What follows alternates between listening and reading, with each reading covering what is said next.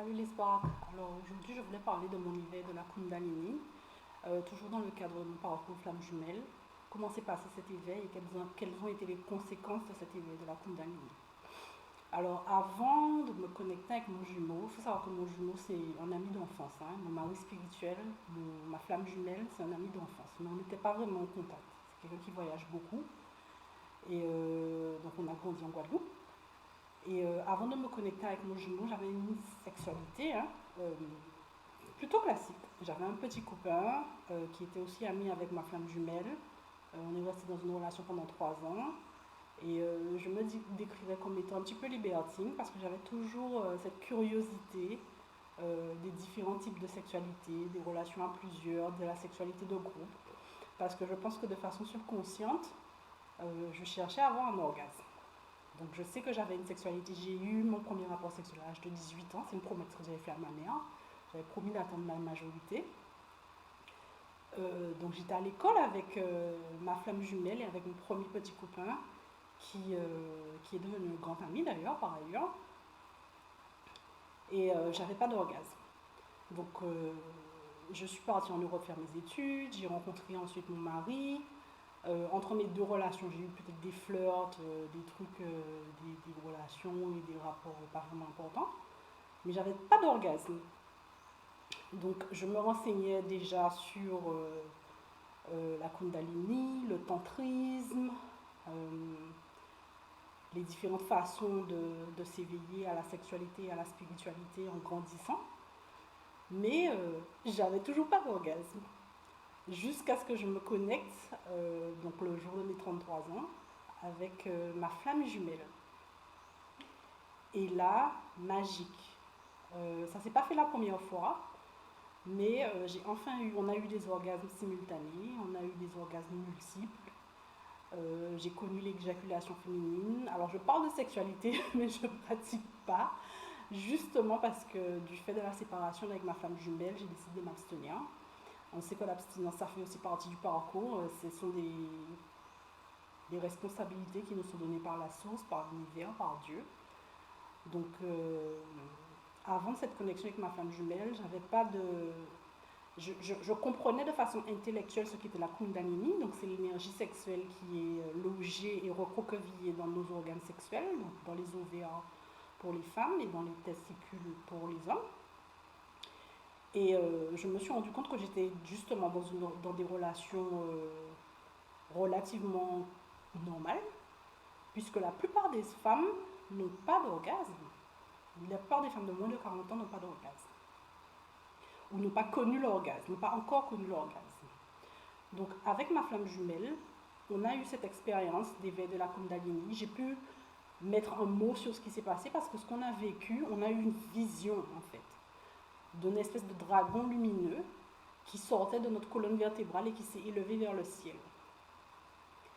Et physiquement, donc on a tous les deux eu des orgasmes multiples et c'était magique, c'était beau, c'était génial. Donc lorsque ma Kundalini s'est éveillée, j'ai commencé à avoir des rêves plus réalistes, les rêves étaient plus vrais. J'ai commencé à matérialiser aussi de façon un petit peu plus rapide durant ma relation avec ma flamme jumelle. Et j'ai commencé à avoir des visions en fait et à pouvoir lire les cartes. Je lisais déjà les cartes, je m'intéressais déjà au tarot, à la cartomancie. J'avais un petit don de clairvoyance que j'essayais d'exploiter pour moi et pour mes amis, hein, et de professionnels. Mais justement, parce que j'étais en train d'étudier la métaphysique et les spiritualités africaines, je me disais qu'il fallait que je, je vive, que j'expérimente tout ce que j'avais lu dans le livre. Donc, avant cette connexion avec ma femme jumelle, je ne pensais même pas que c'était possible. J'avais plus ou moins abandonné l'idée de vivre ces expériences spirituelles dans ma vie sexuelle, puisque j'avais lu cette information que plus de 60, à peu près 70% des femmes dans les cultures occidentales n'ont pas d'orgasme avant 40 ans. Et j'ai pas encore 40 ans. Mais ça s'est fait. J'ai eu cette élévation de la Kundalini. Et qu'est-ce que ça a fait? Ça m'a fait cette ouverture du chakra couronne, cette connexion avec le divin.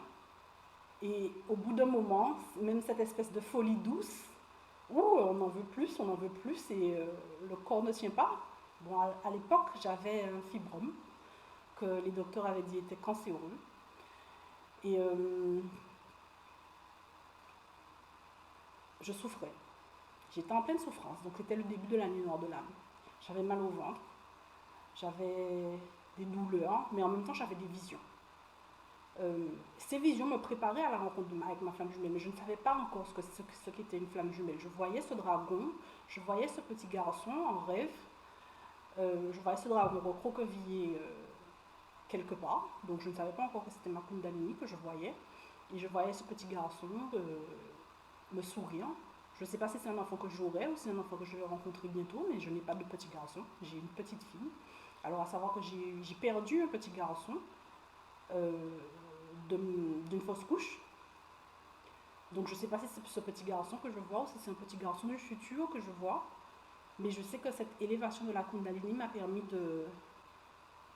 d'avoir des informations et bien entendu avec la guidance des cartes, je peux faire des hypothèses, me poser des questions pertinentes quant aux expériences spirituelles que je vis. Alors, ma flamme jumelle, lui aussi, m'a dit que c'était des expériences magiques et nouvelles pour lui. Il n'arrêtait pas de me dire, mais c'est bon avec toi, c'est quoi ça? Et donc, puisqu'on étudiait la spiritualité Yoruba à l'époque, on essayait de chercher dans les cultures africaines ce qu'étaient les expériences qu'on vivait. Mais ce sont plutôt les Asiatiques et les Indiens qui parlent d'élévation de la Kundalini. Alors, on a tous une Kundalini, hein, tous les êtres humains ont une Kundalini logée dans nos organes sexuels, dans nos gonades.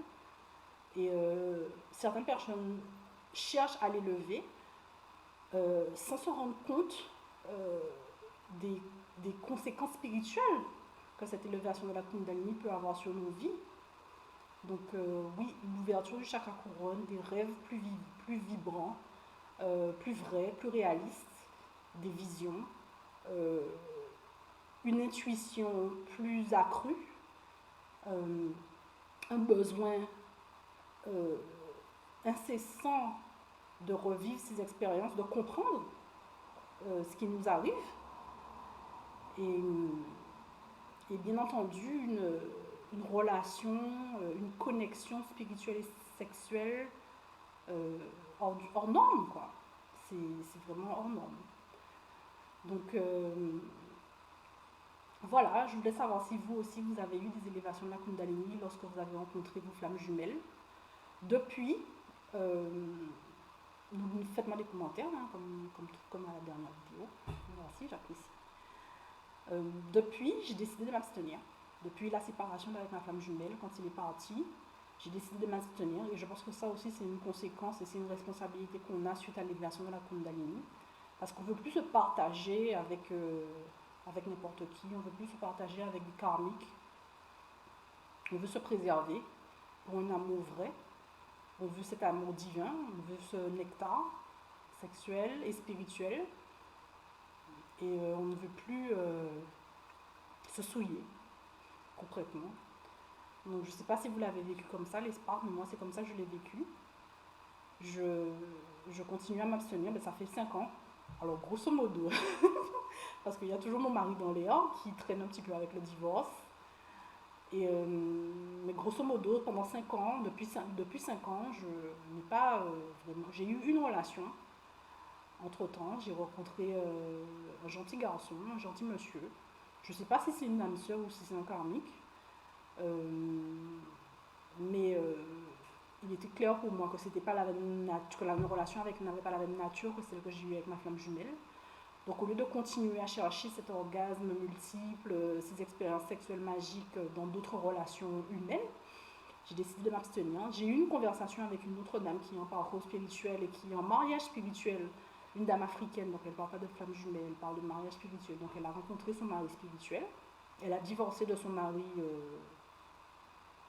normal, de son mari classique, qui est un mari karmique. Et oh, il fait chaud. Et elle a rencontré son mari spirituel qui lui a aussi demandé d'être chaste. Donc c'est sûr que mon mari spirituel m'a demandé aussi de l'attendre. Donc au début, quand il m'a demandé de l'attendre, je me suis dit, mais c'est hors de question, alors 3 ans maximum, je ne pourrais pas faire plus, mais là ça fait 5 ans. Et je l'attends sans vraiment l'attendre. Je continue à vivre ma vie, je continue à faire mes recherches sur tout ce qui se passe dans le monde spirituel. Mais du point de vue de ma vie sexuelle, c'est pas comme avant. Alors avant avant de me marier, quand j'étais célibataire, j'avais des relations sociales avec un groupe d'amis ou des amis d'école où ben, on allait en boîte, on rencontrait des gars, on essayait de voir si on pouvait se faire des copains. Et bon, il y avait toujours cette espèce d'excitation du début. Et ce sont des choses qui ne m'intéressent plus. Depuis cette élévation de la Kundalini, je sais que ça peut pas être pareil. Et donc cette dame qui m'a parlé, cette dame camerounaise qui m'a parlé de son mariage spirituel, elle m'a dit que son mari spirituel lui a aussi demandé d'être chaste, donc elle y travaille. C'est pas évident, mais c'est demandé. C'est la source qui nous impose de préserver notre corps. Pendant cette période d'abstinence, on a peut-être des activations de l'ADN, on a peut-être des visions, on a peut-être des rêves, on a peut-être des ouvertures de nos chakras, on a peut-être des phénomènes chimiques, alchimiques et spirituels qui se produisent en nous et qui nous font nous élever notre conscience, élever notre spiritualité. Donc l'idée, c'est vraiment de continuer sur le parcours et de prier, de méditer, de continuer nos recherches et de rester dans l'amour. Voilà l'espoir, n'hésitez pas à me laisser des commentaires pour me parler de vos expériences d'élévation de la Kundalini et de parcours flamme jumelle. Je propose aussi de faire des vidéos à plusieurs. Je me connecterai avec les personnes qui me font des commentaires, pour notamment aux Antilles, parce que je sais qu'on n'est pas bien nombreux et que c'est difficile d'en parler puisque les gens ne comprennent pas ce qui se passe, ne comprennent pas ce que nous vivons lorsqu'ils ne le vivent pas, ce qui est ainsi, c'est ainsi. Hein. Les gens qui sont sur le parcours spirituel ne peuvent pas se partager avec n'importe qui. Donc n'hésitez pas à me contacter sur les commentaires ou sur ma page Facebook Spark Mama, Maria Spark Mama, pour qu'on puisse faire des vidéos et parler à plusieurs de nos parcours et monter une espèce de petite communauté d'Antillais, d'Afro-descendants, de personnes qui sont en parcours flamme jumelle ou qui ont des mariages spirituels et qui vivent justement comment transitionner de mariage classique avec des attachements karmiques, avec des disputes, avec des difficultés, avec des compromis, à un mariage spirituel où on est dans l'amour divin, où la Kundalini s'éveille, où on a les chakras qui s'ouvrent et qu'on a une expérience de la 5e dimension sur notre plan physique en fait. Merci beaucoup les Sparks. Bonne fin de journée.